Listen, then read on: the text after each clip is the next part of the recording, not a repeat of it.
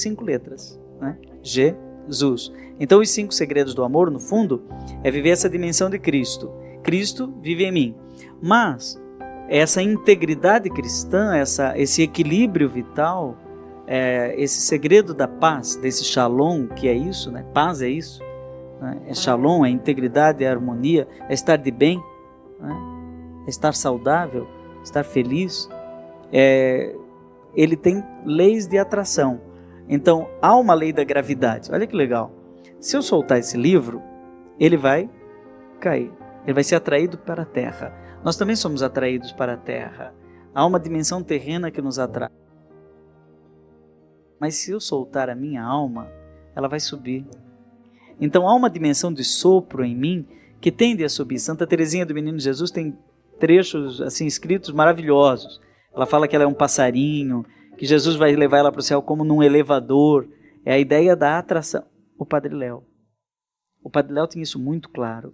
Buscai as coisas do alto. Tornou-se um momento crucial na vida dele isso, né? Percebeu? A lei da gravidade... Ele foi muito térreo mesmo, né? A gente que viveu com Léo sabe. Térreo. Tanto que ele enfrentou os desafios. Mas você não tem a impressão de que no final ele estava feito um bicho da seda? Sim, Quer completamente. dizer, soltando... Virou outra pessoa. Né? Outra pessoa. Meu pai foi assim também. Meu pai também morreu de câncer. E no final da vida, assim, na última semana, eu tinha a impressão que eu estava diante de um anjo. Né? Por quê? Aquela impureza toda do homem que bebia, o homem que fumava... Foi purificada, né? Purificada. Ele pediu, coloca na minha sepultura, eu quis ser bom. Né? As coisas do céu nos atraem. Mas não há só a lei da atração pela terra e atração pelo céu. Há uma atração pelo outro. Uma espécie de libido. Mas não é só uma libido sexual ou sensual ou erótica. Isso também existe e é bom. Não é? Entre casais, maravilhoso o erotismo. O Papa falou isso agora na Amoris Laetitia, na carta maravilhosa para casais. Agora, há uma lei da proximidade que o Papa Francisco... A tendência a me tornar próximo do outro. Estou estudando muito Madre Teresa de Calcutá agora. Impressionante. A força, o magnetismo. Você não faz ideia da experiência que eu tive com as irmãs dela em Gaza. Ah, você esteve lá agora, né? Muito tempo eu não me sentia tão tocado. Você está descrevendo o que eu vivi. Uma atração térrea numa situação que me elevava. Era uma contradição. Missionárias da caridade, missionárias do amor. Que não se deixam nem fotografar. Não. Eu voltei, inclusive, em breve, eu estou só esperando ir ao ar a reportagem do Fantástico. Eu quero iniciar um trabalho hoje aqui no Brasil de ajuda à comunidade cristã que vive em Gaza, que é liderada pelo Padre Mário. Mas a gente não pode nem fazer propaganda delas. Eu quis ajudar lá no dia, ajudei pessoalmente, mas voltei para o Brasil com um desejo muito grande. E eu pedi, irmã, a gente não pode nem tirar uma foto com a senhora? E ela sorrindo, né? Não. Sim, não, ela diz o não sorrindo. O sorriso mais lindo do mundo e dizendo, não, nós não fazemos propaganda da caridade. Se o senhor quiser nos ajudar, será muito bem-vindo. Fábio, eu volto que aqui. Eles acreditem por aquilo que o senhor disser de nós, foi o que ela me falou. Eu quero participar desse negócio aí, sabe? Com o maior prazer. Mas eu vou voltar aqui, é que eu ainda não posso falar tudo sobre um outro livro, não é? E que tem a ver com as missionárias da caridade, mas eu não consegui entrevistar elas de jeito nenhum. Eu digo isso, foi uma experiência humana que há muito tempo eu não me sentia tão atraído por uma realidade, por um conjunto de pessoas que não tinha nada a ver comigo. Elas só cuidam de muçulmanos porque, embora a iniciativa seja cristã, João, nenhuma daquelas, elas atendem crianças, 60 crianças rejeitadas, todas elas com deficiências. E essas crianças são filhas de muçulmanos, não são cristãs. Elas são cristãs, estão num ambiente de perseguição ao cristianismo e estão lá cuidando dos filhos rejeitados dos muçulmanos. É lindo. É justamente isso que você falou. Uma atração que me reporta a algo que é superior. Eu gosto muito porque elas são muito algodão. Aquela roupa da Madre Teresa era o pano mais pobre que tinha em Calcutá. Elas são muito suadas, não é? De proximidade, elas não têm medo do abraço, mesmo, não tem, não. De se reconciliar com o corpo do outro. E olha, João Paulo II falou disso na Teologia do Corpo, Francisco está falando muito disso, né? terminou todo um tempo de ácida questão de pedofilia, né? E nós entramos agora com um Papa que tem coragem de abraçar. Isso é lindo, é maravilhoso. É tátil, né? É tátil. João, a conversa tá boa, nós vamos fazer um intervalinho, senão a gente não percebe o tempo passar. É assim mesmo, quando a prosa é boa, a gente não percebe o tempo passar. Obrigado você que está conosco, a gente volta rapidinho, continuando essa conversa agradável, mais que isso, enriquecedora para todos nós. Estamos de volta com o programa Direção Espiritual. Muito obrigado você que participa conosco. Quero dizer que amanhã estarei em Belém do Pará, show Piano e Voz lá no Teatro da Paz. Estou muito feliz de poder voltar a essa terra que amo tanto. No dia 5, no próximo domingo, nós estaremos aí em Franca, fazendo um evento para ajudar a comunidade Halel, nossa querida tia Lolita, que tem essa iniciativa maravilhosa, um trabalho evangelizador que tem desdobramentos sociais. Então, no domingo, dia 5, nós estaremos aí nesse poliesportivo, em Franca, para um grande show, um novo show que chama-se A Estrada Sou Eu. Você é nosso convidado para estar conosco e juntamente com a comunidade Halel que está organizando. No dia 7 eu estarei em Novo Hamburgo, no Rio Grande do Sul. No dia 10 em Fortaleza, dia 12 Santa Bárbara, dia 14 Campina Grande, o forró, o maior forró do mundo. No dia 16 em Goiânia e no dia 18 em Belo Horizonte. Essa é a nossa agenda para o mês de junho. Lembrando que se você quiser peregrinar conosco em outubro, nós faremos uma viagem, vamos aproveitar a mística do Ano da Misericórdia e faremos uma peregrinação que vai começar no dia 18 e vai até o dia 30 de outubro. Então programe se você quiser conhecer conosco a Terra da Misericórdia.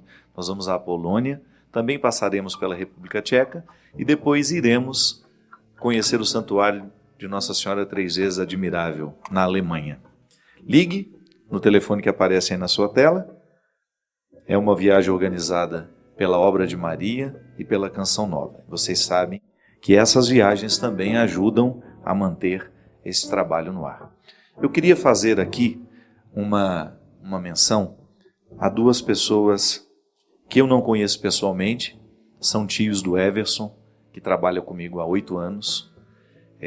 Essa família passou por um momento muito difícil, que é a Yuli e o Evandro. Yuli e Evandro são pais do Heitor. E Yuli é irmã do Emanuel. Emanuel saiu para passear com o Heitor e os dois se acidentaram e morreram. Yuli precisou sepultar no mesmo dia o irmão e o filho. E a Miriam, que é a mãe do Emanuel. E nós ficamos muito, eu particularmente acompanhei a história de longe e senti profundamente esse momento de dor da família e gostaria de pedir a oração de todos nós que assistimos o programa Direção Espiritual para essa família que está precisando administrar este momento tão difícil, esse momento de luto que está doendo tanto no coração dessas pessoas. Muito triste, né? Saíram para passear de moto, fazer trilha e aconteceu o acidente. O menino caiu primeiro, o tio, num gesto de proteção, pulou atrás. Caíram os dois num abismo. E infelizmente não teve nenhuma oportunidade de salvá-los. Essas situações são daquelas que parece que todas as palavras do mundo não são suficientes. Não. E uma só já é demais. Aí a gente não sabe se fala ou se cala. Eu acho que o melhor é rezar. João, é interessante que o sentimento cristão, por exemplo, o que nos ocorre, né? Eu nunca vi essas pessoas. Eu senti a dor pelo Everson, né? Que o Everson ficou muito abalado. São primos dele e a família ficou toda muito sofrida. É engraçado, é interessante como a gente identifica esse amor cristão, né? De você sentir a dor do outro, mesmo sem saber quem são, sem nunca ter estado com eles e sentir aquela dor. Pois sabe, Fábio, eu acho que nós às vezes não levamos muito a sério esse fato de não sermos completos. Eu não sou total. Eu preciso de você para ser o mesmo. Quando morre pai, mãe, irmão, parece que morre um pedaço da gente. Principalmente pai e mãe, né? É uma perda que morreu um pedaço danifica da gente. bem a gente, né? E eu só me integro no outro. E quando o outro desaparece, principalmente num caso desse, não é? De maneira tão surpreendente e assim, parece que não aconteceu. Você acorda e diz, não, mas não é possível, eu sonhei. Foi mesmo. É verdade, a gente se dá notícia todos os dias, né? Não é verdade? A gente morre. Cada um morre. Mas é interessante identificar esse princípio da compaixão nos movendo na direção de um sofrimento que não é nosso e sendo assumido por nós de maneira tão intensa. Eu achei muito interessante experimentar isso, de identificar que isso é um cristianismo, que se nós deixarmos se a gente de fato intensificar esse sentimento, a gente fica amigo da humanidade. O sentimento nos aproxima muito. A gente não pode perder a capacidade de se extasiar e nem de se indignar. O Papa Francisco tem uma palavra que eu não gosto muito da tradução, mas é isso. Ele disse, olha, não caia na habituação. Não se acostume. Santo Agostinho costumava dizer, o costume mata o êxtase. Mas todo mesmo dia a mesma comida, né? Faz sempre...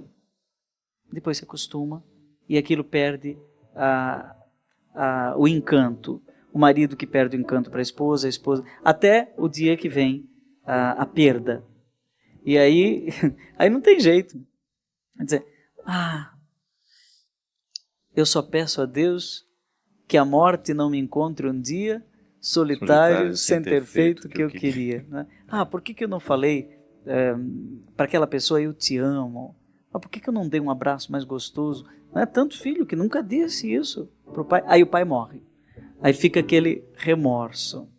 Demora para curar, né? Ixi, às vezes leva uma vida inteira e não consegue se livrar disso, né? Eu não disse remorso aquela outra palavra. Coisa, não pedi perdão. Não peça perdão. Esses são os tais dos segredos do amor, né? Os 5 segredos do amor. Me explica essa capa. Por que ela é tão... é o celular na...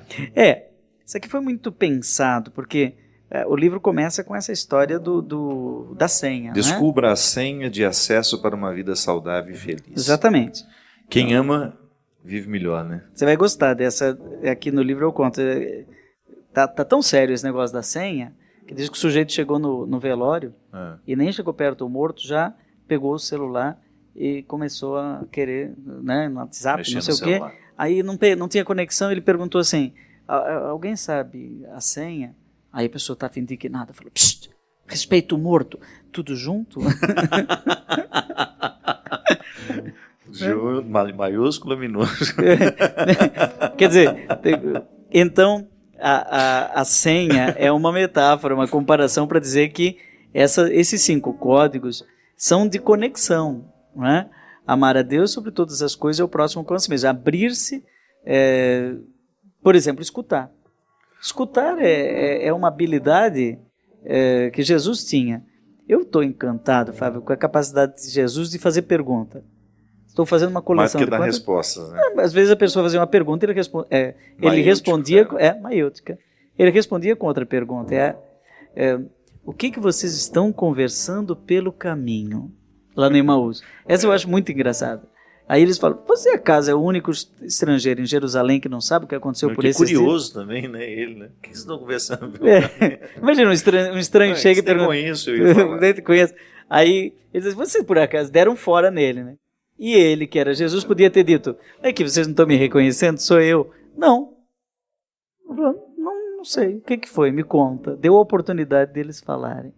Quer dizer, a capacidade de escutar. Chegou para um doente pedindo, me ajuda, o que você quer que eu te faça? Certamente ele não queria um prato de comida, ele queria a cura. Mas Jesus deixava o outro se expressar. Isso é bonito. Um jeito, eu acho que é mais difícil a pessoa ser amável do que ser amorosa. Porque os muito amorosos são chatos. O jeito é tão amoroso, a mãe é tão amorosa que sufoca o filho com tanto amor. Mas criar condições para que o outro me ame, né? Isso eu acho que é um dos segredos do amor. não só a amorosidade, Eu lembro mas que a você fazia uma amabilidade. distinção de quem tem facilidade de amar e de quem tem facilidade de ser amado, né?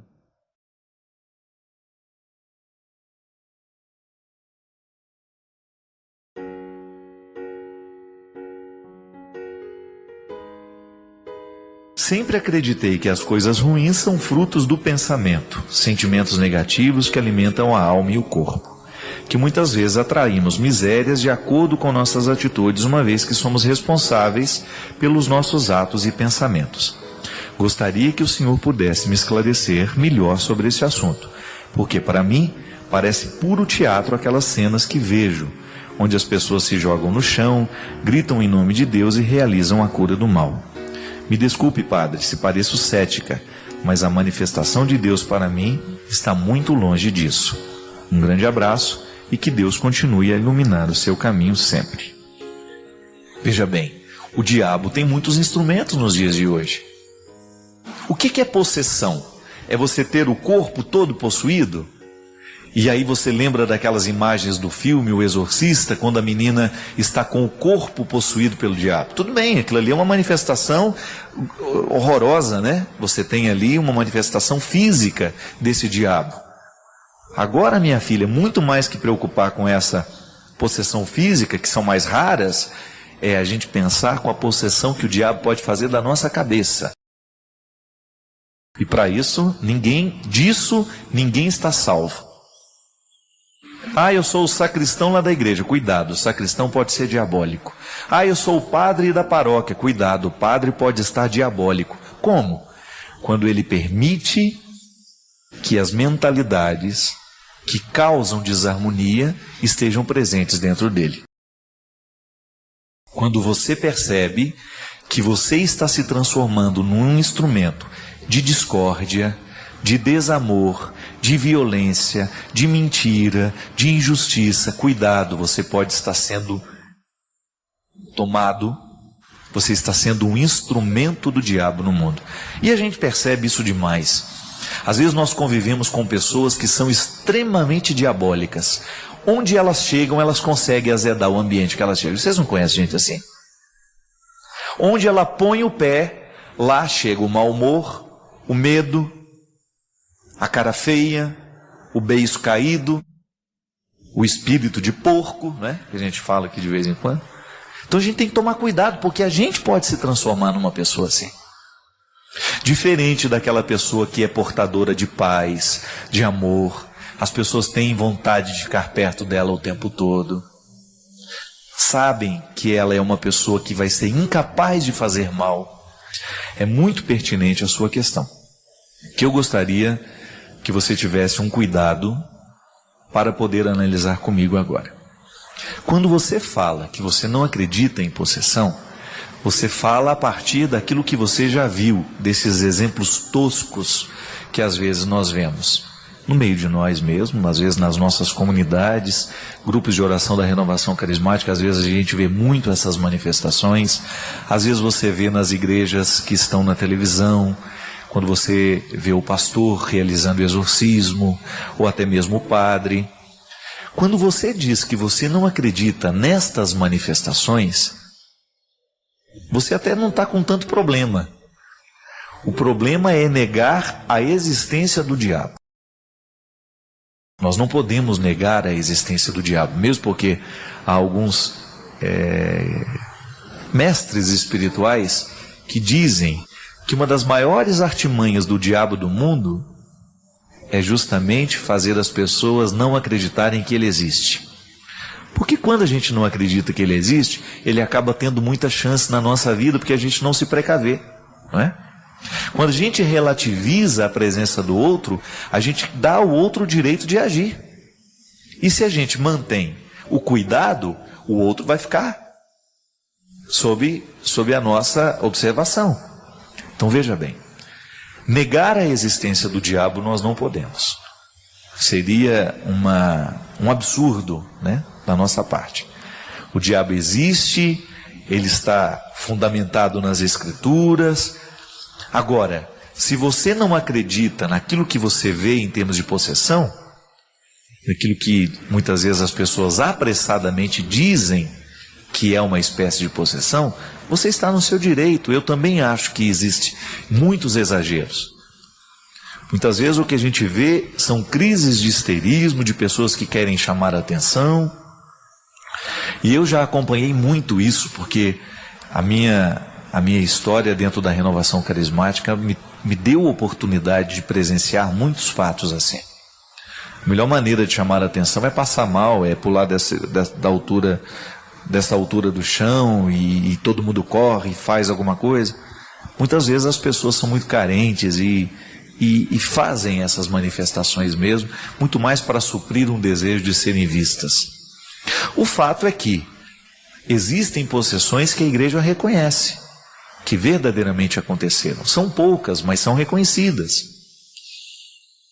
E o que eu acho de tudo isso? Que nós precisamos tomar muito cuidado toda vez que nós fazemos parceria com aquilo que é diabólico. Quando você percebe que você está aceitando o que é diabólico dentro de você, aqui sobretudo. Mentalidade é uma coisa perigosa. Quando nós temos, nos dias de hoje, muitas vezes, um relativismo com valores cristãos, com valores familiares, com valores humanos, muitas vezes. O diabo age nisso, nos relativismos. Não é importante, não é importante ser fiel, não tem nenhum problema a gente pular a cerca de vez em quando. É sim, é problemático ser infiel, sim. É triste a gente trair as pessoas que nós amamos.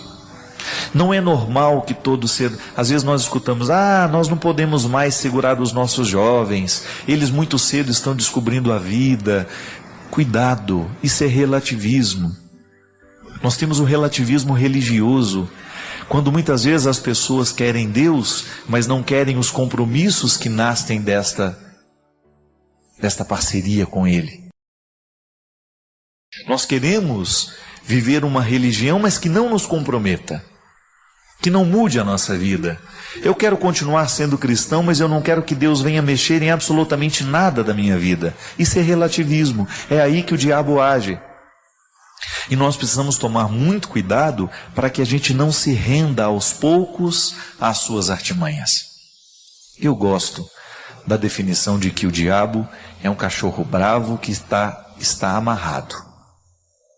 Ele não pode chegar até mim, mas ele pode latir e me seduzir para que eu chegue até ele. Eu vejo isso o tempo todo, minha gente. O vício é assim. Eu nunca vi uma garrafa de uísque correndo atrás de alguém. Me beba, me beba, me beba, não. Agora, eu vejo as pessoas se dirigindo para as garrafas de uísque, pedindo uma dose. Nunca vi um cigarro tentando seduzir um fumante ali na esquina. Me fume, né? Não. Sou eu que busco tudo aquilo que me destrói. E veja bem, a sedução do diabo, ela é muito grande. E quando eu falo diabo, eu quero que você pense não só naquele chifrudo que vem na nossa cabeça, né? Mas tudo aquilo que é diabólico no mundo, tudo aquilo que quebra a harmonia da vida. O diabólico é aquilo que quebra a harmonia da vida. Uma palavra pode ser diabólica entre a mãe e o filho. Uma palavra maldita pode ser diabólica entre o marido e a mulher. Por quê? Porque quebra a harmonia. Nós precisamos tomar muito cuidado com a música que a gente escuta. Eu estava prestando atenção, porque quando a gente vai para um sítio onde está todo mundo ouvindo música e se sente no direito de colocar a música na altura que quer, né? Você acaba tendo que ouvir a música do vizinho, né? E eu confesso para você que eu estava ouvindo algumas coisas lá que eu ficava pensando, meu Deus, como é que uma mulher pode ter coragem de cantar isso que ela está cantando? Porque ela fica totalmente banal na letra que ela está cantando. Ela já não tem mais amor próprio para poder tecer um discurso daquele. A poesia está longe. Não existe beleza na letra. O que existe é uma linguagem tosca de uma mulher que está se assumindo o objeto para aquele que ela canta. Isso é diabólico. Sabe por que é diabólico? Porque essa música pode entrar no rádio que toca na sua casa, E a sua menina, que você fez de tudo para ela ser uma moça de caráter, uma moça que se ama, aos 6 anos ela começa a ouvir isso, começa a aprender e depois começa a reproduzir. Isso é diabólico. Quando você percebe que o que não presta entra para dentro da sua casa e quebra a harmonia que você tanto quis para a sua casa. E é aí que nós precisamos tomar muito cuidado. Cuidado com a internet dos nossos filhos, porque o diabo pode estar passando por aquele instrumental. Sempre me pego pensando que nunca encontrei uma pessoa que vai me amar de verdade. E com isso vem abaixo a autoestima. Acho que as pessoas nunca vão me achar bonita. E eu sofro com isso, padre. O que eu posso fazer? Minha filha, a leitura que nós fazemos de nós é absolutamente importante para a gente receber a leitura que o outro faz de nós. Seria muito cruel da minha parte esperar que o outro me ofereça aquilo que é minha obrigação oferecer-me. Então, às vezes, Emanuele, nós temos dificuldade de prosseguir a vida, é porque nós estamos esperando que o outro nos traga, que o outro nos prepare o que nós deveríamos preparar. Então, qual é a primeira realidade a ser curada? Tomar uma distância do casamento de seu pai e da sua mãe que não deu certo, e tentar entender que isso não é uma regra para você. Que às vezes, quando eu vejo o fracasso do casamento dos meus pais, eu tendo naturalmente a pensar que o meu também será uma experiência fracassada. Porque é o exemplo mais próximo que nós temos de nós. Então é preciso lavar essa roupa suja. É preciso reorientar essa visão. Sim, está certo. Eu terei sempre mais facilidade de interpretar o mundo a partir daquilo que está sendo oferecido a mim. Então eu interpreto o casamento a partir do casamento mais próximo que eu tenho. Se o do meu pai e da minha mãe não deu certo, eu tendo a pensar que os casamentos serão todos como os deles. Não, deles. E não. Sabe, permita que essa impressão vá embora. Olhe para outros modelos que deram certo. Sem a visão romântica, por favor, né? O casamento só pode dar certo à medida que nós lutamos diariamente por ele. E foram felizes para sempre. Não existe isso, não. E depois que você consegue ter uma visão que corresponda à realidade, você trabalha com a possibilidade de que você também experimente isso na sua vida. Amar é possível, ser amado também é possível. Mas esse amor ele só se torna uma realidade na nossa vida à medida em que nós nos abrimos a ele. Em que você se oferece diariamente uma oportunidade de amar e ser amado. O que é a autoestima? É o primeiro amor que nós experimentamos, não é? O primeiro amor que eu experimento não é pelo outro, é por mim. Tanto é que isso também faz parte da maturidade. Quando você é capaz de ir abrindo mão daquele excesso de amor por você, que é próprio da criança, porque a criança não é capaz de se dividir, ela não tem maturidade emocional, afetiva, cognitiva, para poder dar-se a alguém. Então ela é imatura, e é direito dela ser imatura, porque ela está naquela fase. Mas à medida em que ela vai crescendo, ela vai percebendo que ela pode oferecer-se aos outros, que ela não precisa somente receber. Então a autoestima é o equilíbrio daquilo que você se oferece e daquilo que você oferece ao outro. Não existe amor em si mesmado. A autoestima nunca é um amor solitário. O amor que eu tenho por mim é sempre na partilha com o outro, mas eu tenho que ter amor por mim. Porque senão eu fico me doando sem me oferecer. E aí naturalmente eu vou criando uma derrocada para mim. É por isso que a maturidade, ela vai me levando a compreender que no exercício do alto amor, eu aprendo a amar o outro. E também no exercício do amor ao outro, eu acabo voltando ao amor que eu preciso ter por mim. Então, Emanuele, essa cura não é só você que precisa. Não pense que é só você que sofre desse desânimo. Não. Muitos de nós sofremos desse desânimo. Ou muitos de nós experimentamos esse fracasso de não sermos suficientemente amados por nós. Sim, eu preciso amar suficientemente o ser que sou. Amar-me significa reconciliar-me com os meus limites, conhecer todas as minhas, ou tudo que eu puder das minhas fragilidades, que às vezes eu não sou capaz de conhecer tudo, mas o máximo que eu puder conhecer dessas fragilidades, para eu poder arregimentá-las, para que elas joguem a meu favor. Sim, porque até a minha fragilidade, se ela estiver sob o meu domínio, ela me favorece. É como eu dizia no início do programa, há restrições que possibilitam. Eu sou possibilitado quando vivo as restrições de maneira sincera, de maneira honesta, de maneira justa. Então, a experiência de amar-se é o seu primeiro dever de casa. E aí, naturalmente, você vai jogando fora esse pessimismo, que pode ter sim, uma consequência da infelicidade dos seus pais. Nós absorvemos tanto dos outros, né? Eu absorvo o tempo todo das pessoas que passam por mim. Volto a dizer, o que é alcalino e o que é ácido, o tempo todo me é oferecido. Agora o problema é quando eu me ofereço o sentimento ácido.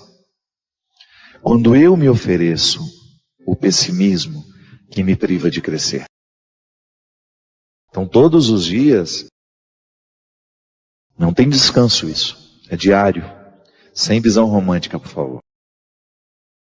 Deus não vem fazer por nós, o outro não fará por nós, sou eu, é você.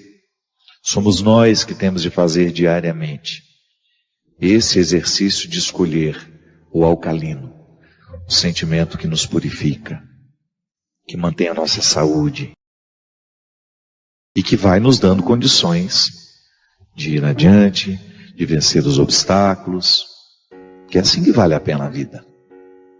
Ela é difícil para todos nós. Eu experimento uma fase difícil e estou aprendendo com ela. Quero aprender com ela. Porque senão essa fase, ela só vai me machucar. E não é justo. Estamos todos no mesmo barco, viu? Não se sinta sozinha nessa história. Eu tenho certeza que muitos que nos assistem agora vivem o mesmo conflito que você. Sim, gente que precisa se amar, se oferecer mais, para que tenha condições de oferecer aos outros. Cultivo, sabe? Amar é isso. É você se oferecer um cultivo melhor. É você se permitir a experiência da beleza através de um livro, através de um bom filme, através de uma boa conversa. Porque às vezes a gente pensa, eu preciso me amar, já acho que preciso ir lá no salão, pintar o cabelo, comprar roupa. Não, não é isso não. Também pode ser, sem problema. Mas o exercício do alto amor, ele passa sobretudo por aquilo que nós nos oferecemos intelectualmente. E quando eu falo intelectualmente, pense também na dimensão sentimental, porque a gente não pensa no intelecto desconectado das emoções. Quando eu penso o meu alto amor, eu penso no bom livro que eu estou lendo, nas boas influências que eu estou pretendendo, permitindo, no quadro que eu contemplo, na música boa que eu escuto. Isso tudo é alto amor. Ou no descanso que eu programo, ou no encontro que eu marco para estar com as pessoas que eu amo, que me fazem bem. Isso é alto amor. E lá você se doa. Lá você vive a outra dimensão. Por isso que eu digo, não existe amor próprio em si mesmado. Não, ele sempre me coloca naturalmente à disposição do outro. É cíclico. Eu me dou, eu me ofereço e naturalmente eu ofereço ao outro, do outro recebo, volto para mim e assim vamos. Reciclando os amores, reciclando as experiências que nos amadurecem. É isso, minha gente. A maturidade é um processo de todo dia, de toda hora. E que Deus nos abençoe nesse projeto. Porque afinal de contas, o que Jesus fez o tempo todo por onde ele passou, foi amadurecer os corações que ficaram diante dele. Que com a gente seja da mesma forma.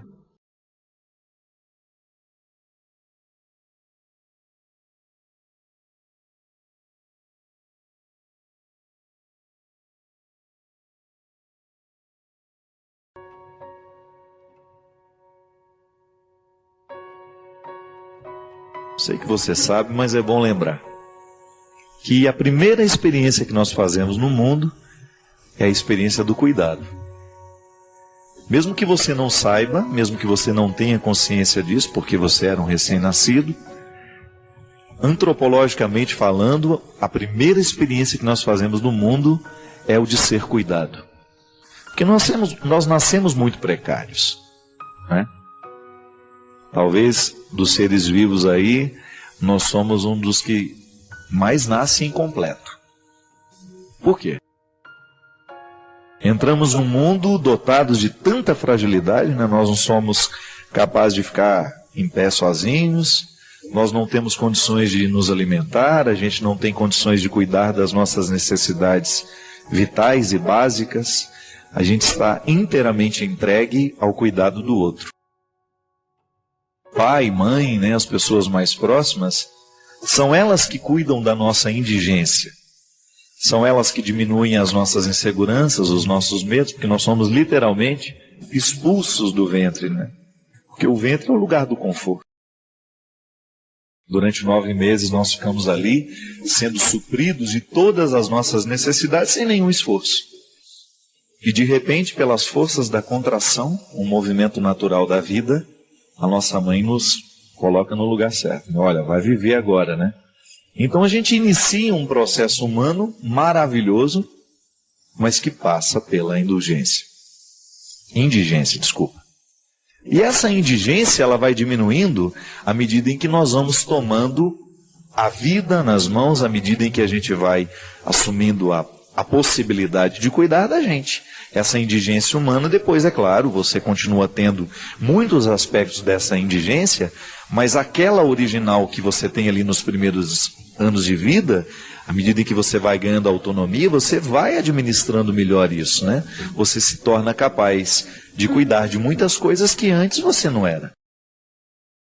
Por causa dos limites do corpo, por causa dos limites psíquicos, né? Nós vamos sofrer de indigências a vida inteira.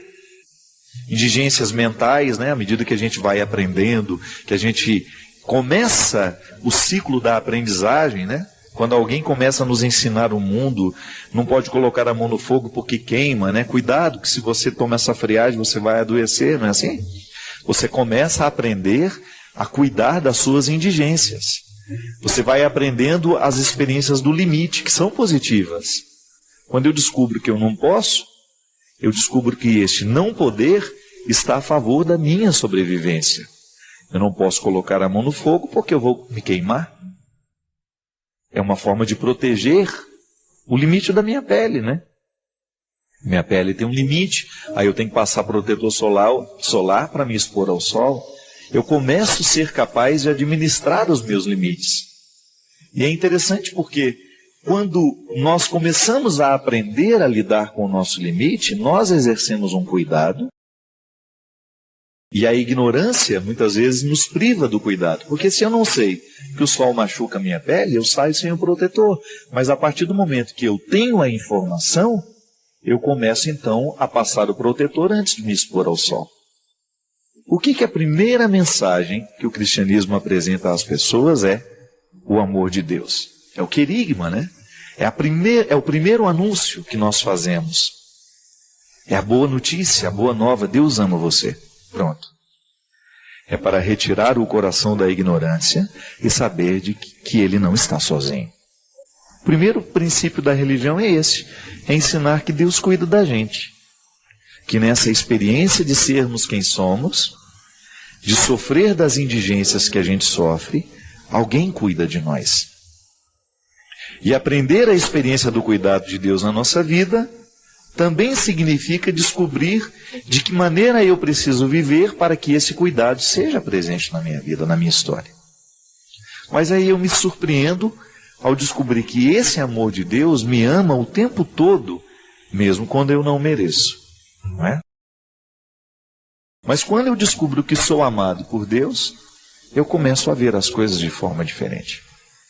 Ao descobrir que Deus me ama, que Deus cuida de mim, eu estou recebendo uma mensagem positiva, eu estou aprendendo um valor que começa a nortear as minhas atitudes para que eu possa responder a este amor de maneira equilibrada, afetiva, racional também, e poder fazer da minha vida uma experiência de correspondência a esse cuidado. Tá bom, eu acredito que Deus me ama, eu acredito que Deus cuida de mim. Como é que eu vou responder a esse amor? Cuidando também de mim, fazendo de tudo para que eu possa ser uma pessoa boa, para que eu possa viver bons valores e possa ajudar aqueles que estão do meu lado a também descobrirem o mesmo valor que eu vivi e experimentei. É aquela história da samaritana, né? Que vai, conhece Jesus, volta para o seu povoado e diz: olha, eu agora estou dizendo não é porque vocês me falaram dele, é porque eu pessoalmente o experimentei. Toda vez que nós fazemos a experiência do amor de Deus na nossa vida, é natural que a gente queira contar para o outro. Por que eu não vou dividir o que me fez bem? Eu sei o tanto que Deus alterou na minha vida. Eu sei o tanto que foi diferente na minha história, desde o momento em que nele eu confiei. Que nele eu pautei a minha palavra, a minha conduta, os meus valores.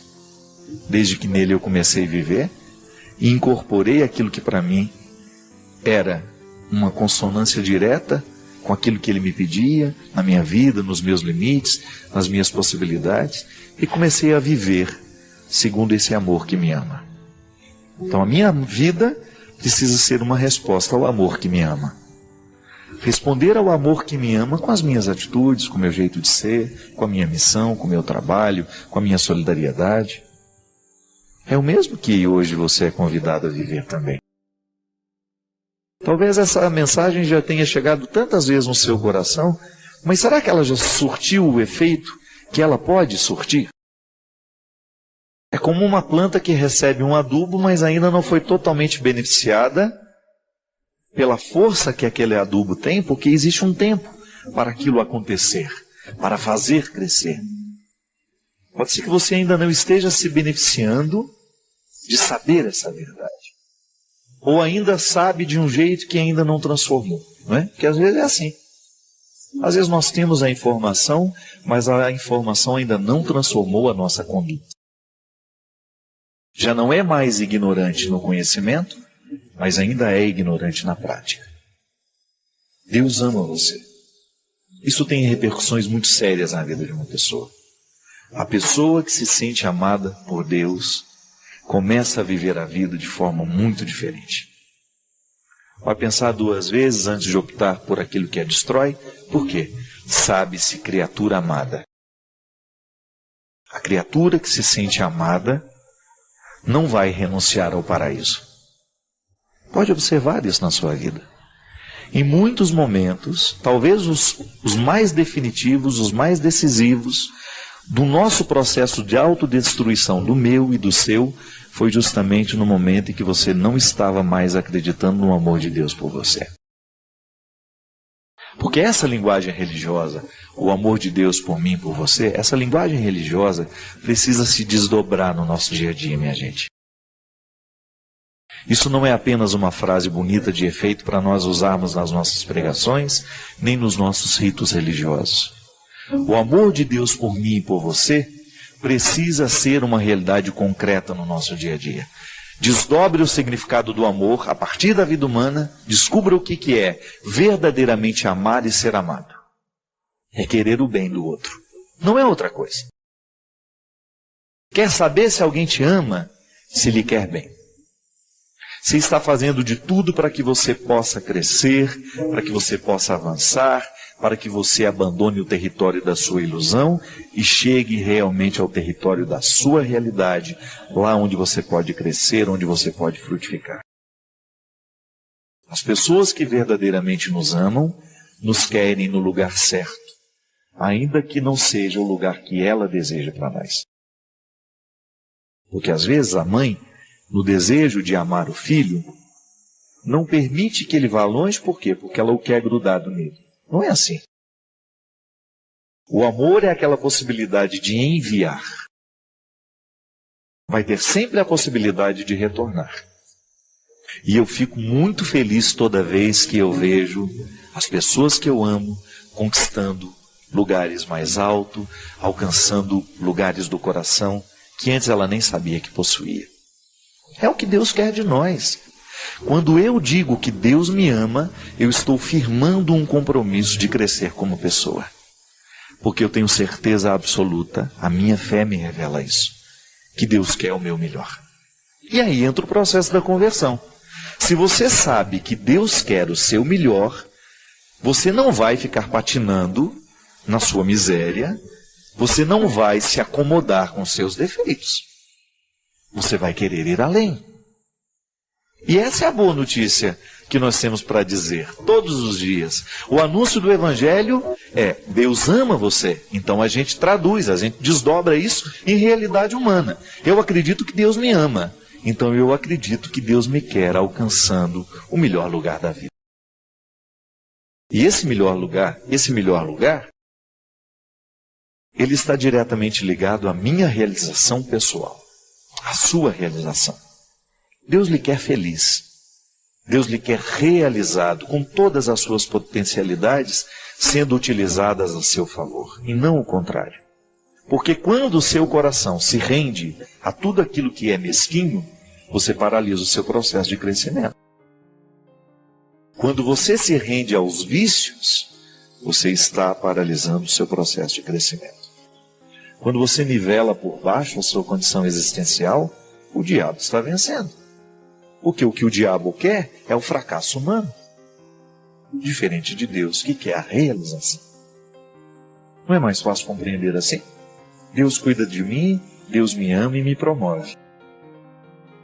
E atender a esse chamado na minha vida significa estar consciente do processo de transformação que eu terei que viver para que esta realização humana aconteça na minha história.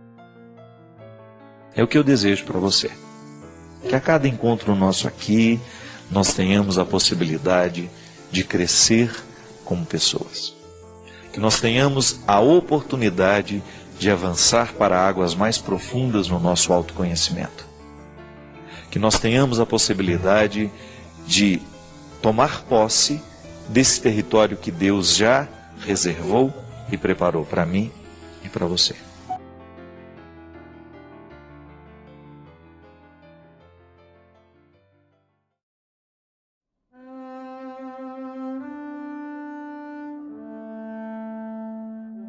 Muito obrigado você que está ligado conosco, você que nos dá a oportunidade de entrar na sua casa, na sua vida, ter a oportunidade de falar hoje com você. Todos nós, de vez em quando, precisamos refletir a nossa vida, pensar naquilo que nós estamos vivendo e naquilo que Deus quer que a gente viva. Nem sempre a vida que nós estamos vivendo é a vida que realmente Deus quer para nós. Quantas vezes a gente reconhece isso? Em muitos momentos da nossa história, eu na minha vida, você na sua vida, você descobre que existe uma inadequação entre aquilo que Deus quer para você e aquilo que você está vivendo. Que às vezes o que nós necessitamos é de uma palavra que funcione como uma chave. Uma chave que abre as portas que nos permitem acessar as nossas necessidades. Porque às vezes a necessidade ela vai despertar uma atitude, que é justamente o momento que nós fazemos a nossa parte do milagre, como nas bodas de Caná. Os servos precisaram apresentar as talhas cheias de água para que Jesus transformasse em vinho. Quando eu mexo nas minhas necessidades, eu de alguma forma estou enchendo as talhas de água, porque estou tomando conhecimento daquilo que de fato eu necessito, não o que eu quero. Interessante isso, né? Não basta lutar, tem que lutar do jeito certo. Porque às vezes as coisas dão errado na nossa vida, justamente porque nós estamos lutando errado. Nós estamos fazendo o movimento contrário do que a gente deveria fazer para alcançar aquele tal resultado que a gente tanto espera. É igual estudar errado. Todo mundo já deve ter escutado falar isso, né? Que não basta estudar, tem que estudar do jeito certo. Às vezes a gente estuda errado, às vezes a gente pega um livro, pega um tema que a gente precisa preparar para o outro dia ou para a aula, a gente fica lá 3, 4 horas seguidas e você não está percebendo que já não está rendendo o que poderia render por causa do cansaço cerebral. A vida é a mesma coisa, minha gente. As regras simples do estudo podem valer para nós também. Se a gente não tem, vez em quando, se a gente não se coloca, vez em quando, nessa disciplina de olhar para a nossa vida e de lutar certo, determinar quais são os passos que nós precisamos dar para a gente alcançar os resultados, a gente corre o risco de perder a oportunidade do crescimento. Que a vida é assim. Se você pega a semente, se você vai lá na filosofia grega, a semente, ela tem todo o potencial da árvore, mas ela ainda não é a árvore, mas ela tem a potência. Ela tem o potencial guardado dentro dela. E é interessante, Jocélio, porque o cristianismo, quando compreendido como uma potência que se torna ato, como uma potência que vai vivendo o processo do vir a ser, ele fica tão saboroso, porque você vai descobrindo que o que Deus quer que você seja não é uma outra pessoa, é que você seja você mesmo, com tudo aquilo que lhe foi dado, o já entregue, mas ainda não tornado. E essa dinâmica, ela é muito inteligente, ela é muito saborosa. E você sabe que com qualquer pessoa, ainda que seja um ateu, vai compreender esse desenvolvimento humano e vai identificar nessa dinâmica algo muito frutuoso. Acho que é bom a gente pensar que nós já temos, mas ainda não sabemos desfrutar do que temos. Nós continuamos necessitados de ouvir as mesmas coisas. E tem um ciclo. A palavra, ela tem um ciclo dentro de nós. Pode observar, às vezes você escuta a mesma leitura lá na missa. Você escutou o ano passado, escutou esse ano de novo, e de repente esse ano foi diferente. Por quê? Aquela palavra, a pá que lavra, né? Ela abre um sulco dentro da gente, ela vem de um jeito diferente, vem de um jeito novo, porque o ser que está escutando é outro. Não pense que você é a mesma pessoa de ontem, não é. Os sentimentos são novos, você viveu experiências novas. Nós somos novos a cada dia, ainda que estejamos envelhecendo. A dinâmica da vida nos coloca na necessidade de ser novos todos os dias. Então, o ouvir de novo é importante, porque ali a gente tem a oportunidade de ruminar. Eu, graças a Deus, estou cada vez mais convicto de que a gente não tem que ter medo dos nossos defeitos. Eu não tenho medo de falar dos meus, sobretudo para as pessoas que me amam, que me acompanham. Elas sabem quem sou eu. Eu gosto de ter a oportunidade de ser verdadeiro. Porque quando eu sou verdadeiro, eu estou me dando a oportunidade de crescer. Se eu fico mentindo para mim mesmo, se eu minto para aqueles que estão comigo e que poderiam me dar uma oportunidade de crescimento, eu estou negligenciando a oportunidade de ser melhor. Mas é tão interessante que nós não precisamos de ouvir muitas coisas novas. Às vezes nós precisamos ouvir a mesma coisa, mas de um jeito novo. Não modifica-se o que diz, mas modifica-se a maneira como ouvimos. Pode ser que eu tenha dito alguma coisa a você há 10 anos que não fez diferença. Mas aquilo que eu digo igual disse há 10 anos, hoje seja para você. Às vezes eu encontro muitas pessoas assim. Sofrem e não sabem por que estão sofrendo. Estão angustiadas, anestesiando suas angústias com comprimidos, com ansiolíticos, o que é um prejuízo imenso. Minha gente, a disciplina da alma ela é tão necessária, porque assim como a gente identifica que tem uma gordura localizada, né, que precisa ser queimada no exercício, a gente também descobre que tem os excessos na alma, no nosso jeito de ser. Quantas coisas no nosso comportamento são agressivas ao outro e também nos adoecem da mesma forma como a gordura visceral, que é essa bendita gordura que gera diabetes, que gera pressão alta, que gera infarto, uma série de doenças cardíacas que nascem dessas gorduras que a gente vai acumulando entre os órgãos. A vida nos estimula o tempo todo a olhar para fora. Nós temos 1000 tecnologias que nos jogam para fora. Mas às vezes, nós precisamos usar essa mesma tecnologia para nos jogar para dentro. Como é que isso acontece, padre? Pode ser que esteja acontecendo agora, neste momento. Eu sei que você tem 1000 canais de YouTubers por aí. E eu sei que os seus filhos assistem esses canais. Alguns nos jogam para dentro, outros nos jogam para fora. Eu não fico o tempo todo buscando coisas que me jogam para dentro. Eu também gosto de coisas que me jogam para fora, que me façam perceber o mundo, mas quando isso é em excesso, eu me torno desconhecido de mim mesmo. Eu fico um estranho para mim. Aí não sei por que estou triste, não sei por que estou desanimado, não sei por que estou apático, não sei por que estou sofrendo.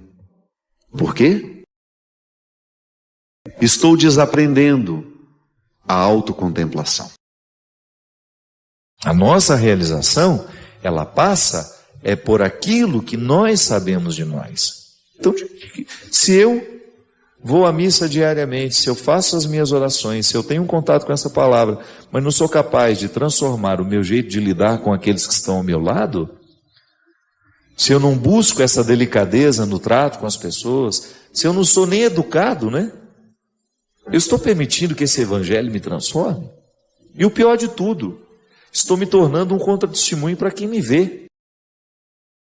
Que uma coisa é você tomar as suas decisões e arregimentar a vida a partir das decisões que você tomou, de repente você ser capaz de colocar regras na relação com as pessoas e até mesmo estabelecer uma certa distância que você julga necessária naquela hora. Outra coisa é você destratar as pessoas. Outra coisa é você ser grosseiro com elas, você ser indelicado, você dizer o que o outro não merece ouvir, você até ser agressivo, porque às vezes as pessoas são agressivas e não estão percebendo. Estão sendo cruéis umas com as outras e não estão percebendo. Mesmo que a vida tenha te dado muitas oportunidades, mesmo que você tenha ficado doutor, que você tenha ficado muito rico, que você tenha tido muito sucesso na vida, o seu jeito de olhar para as pessoas e o seu jeito de ser gente será a partir da humildade e da simplicidade do Mestre.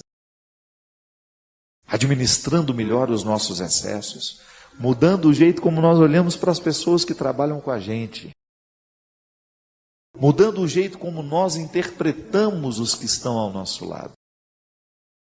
Sempre digo isso. Eu acredito de fato nisso. Quando Deus entra na nossa vida, Ele modifica. A primeira coisa que Ele modifica em nós é o nosso olhar. Tudo tem seu tempo. Há um momento oportuno para cada coisa debaixo do céu. Tempo de nascer, tempo de morrer, tempo de plantar, tempo de arrancar o que foi plantado.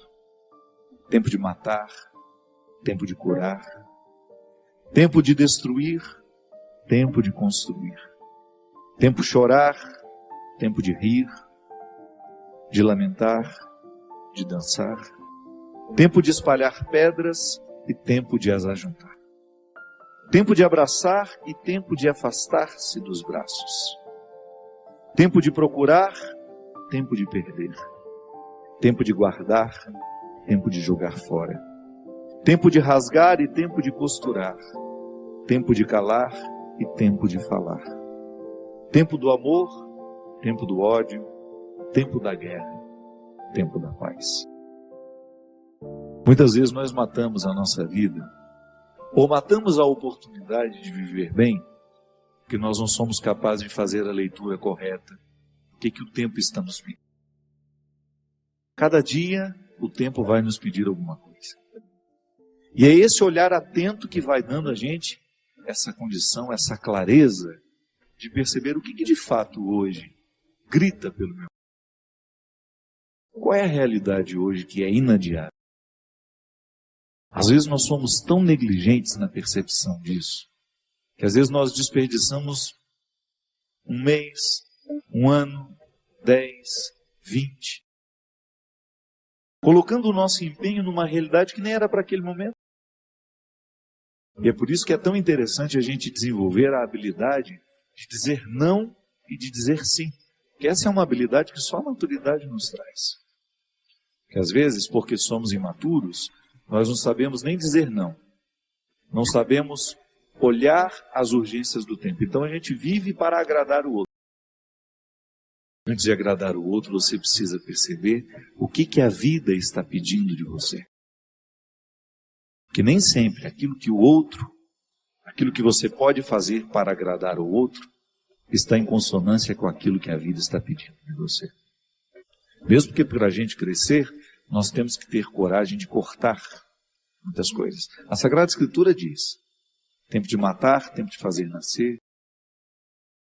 Tudo depende da percepção para olhar o momento presente e descobrir o que de fato merece o nosso empenho. Quantas vezes eu na minha vida me empenhei no lugar errado, na questão errada. E depois não tem como ser feliz, sabendo que o meu empenho não foi onde deveria ter me empenhado.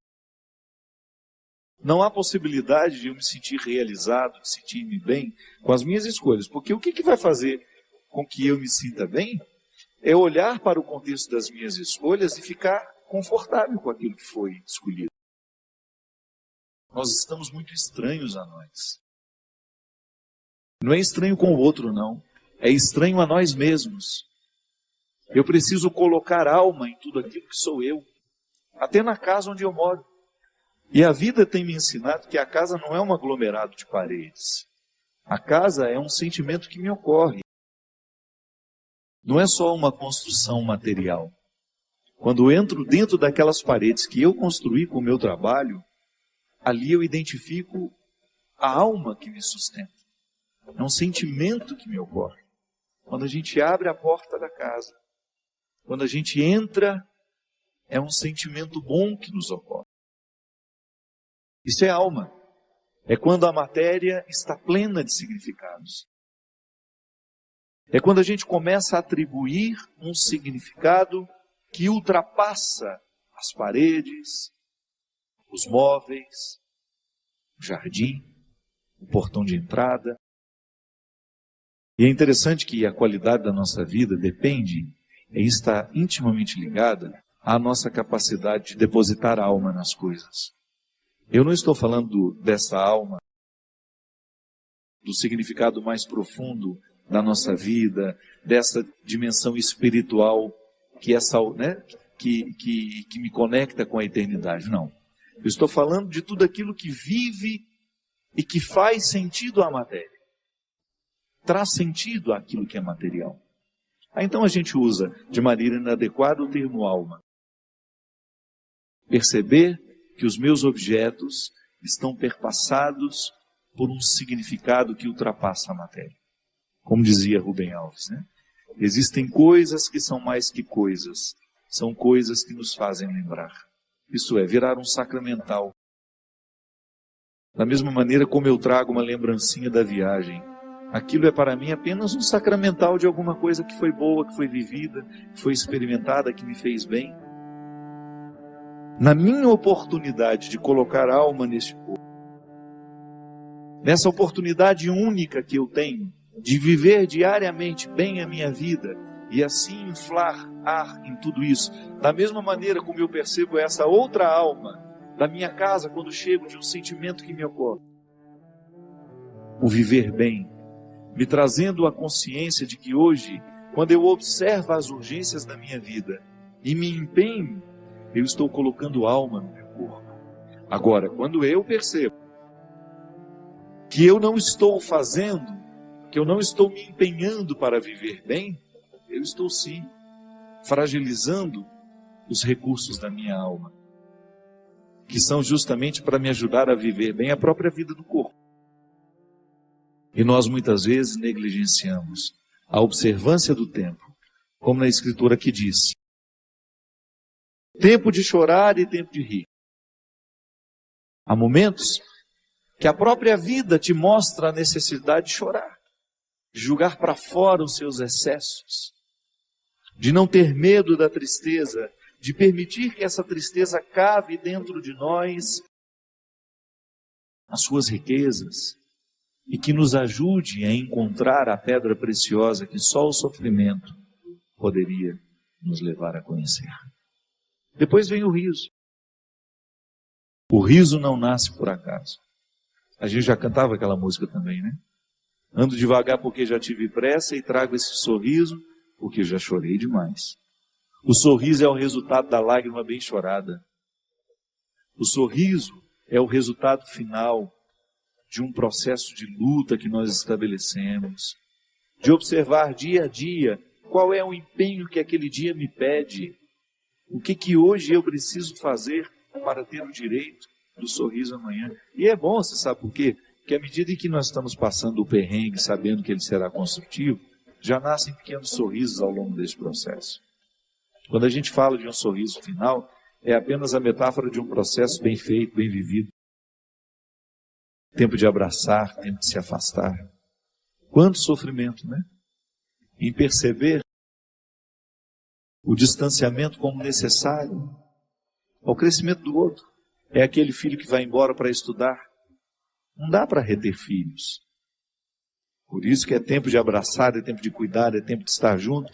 E vai chegar um momento em que esse afastamento será necessário para o próprio curso da vida. Depois volta. Mas num primeiro momento a gente precisa do distanciamento.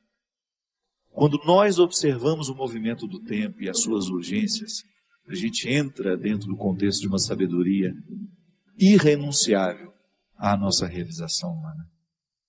Tempo de rasgar, tempo de costurar.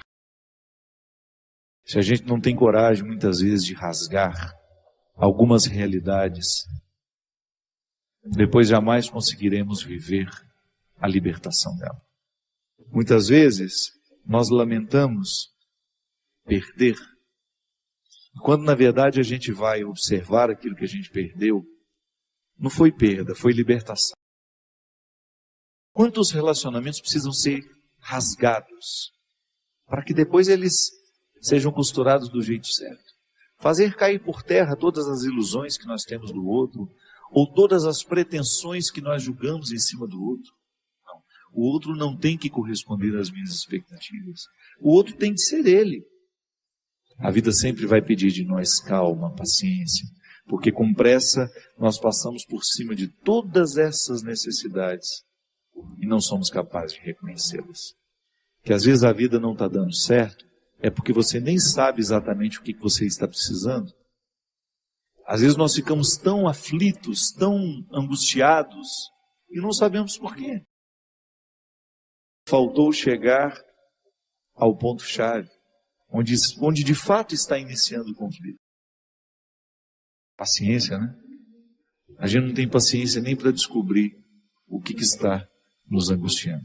É a nossa pressa, é a vida estranha que nós vamos vivendo.